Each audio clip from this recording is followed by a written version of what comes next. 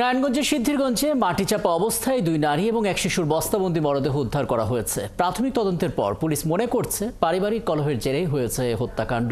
এরই মধ্যে সন্দেহজনক মনে হওয়ায় লামিয়ার স্বামী ইয়াসিনকে গ্রেপ্তার করেছে পুলিশ। হাবিব আহমেদের তথ্য এবং ছবিতে বিস্তারিত। শুক্রবার দুপুরে নারায়ণগঞ্জের সিদ্ধিরগঞ্জের মিজমিজি এলাকার একটি পুকুরের পাড়ে বস্তাবন্দি অবস্থায় মৃতদেহ দেখতে পায় এলাকার লোকজন। পরে তারা পুলিশে খবর দিলে ঘটনাস্থলে গিয়ে মৃতদেহ উদ্ধার করে পুলিশ। পুলিশ জানায় নিহতরা হলেন স্বপ্না খাতুন, লামিয়া খাতুন ও 4 বছরের শিশু হাবিব। স্বপ্না লামিয়া সম্পর্কে 2 বোন। লামিয়া গার্মেন্টসে কাজ করতেন। বড় বোন স্বপ্না ছিলেন মানসিক ভারসাম্যহীন। তারা থাকতেন একটি ভাড়া বাসায়।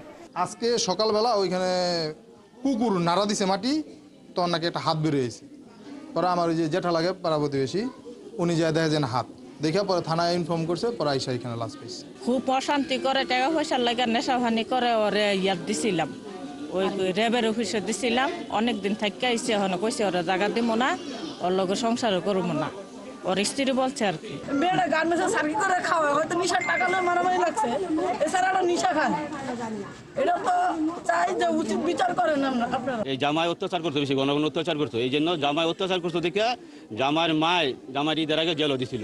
নিহত 2 বোনের বড় খালা শিরিন বেগম জানান গত 4 দিন ধরে তারা নিখোঁজ ছিল। অতিরিক্ত পুলিশ সুপার তাসমিন আক্তার জানান ধারণা করা হচ্ছে পারিবারিক কলহের জেরে এই হত্যাকাণ্ড হয়েছে। তদন্ত করে বিস্তারিত জানানো হবে। তিনি আরো জানান আটক লামিয়ার স্বামী মাদকাসক্ত ছিল। যেহেতু জিজ্ঞাসাবাদ চলছে, তো এটা এখনো আমি কনফার্ম করতে পারছি না, কিন্তু আমরা আশেপাশের থেকে শুনেছি যে সে মাদক ব্যবসা করত। ঘটনা তদন্তে police bureau of investigation PBI কাজ করছে। ফারদিন নীরব, 71।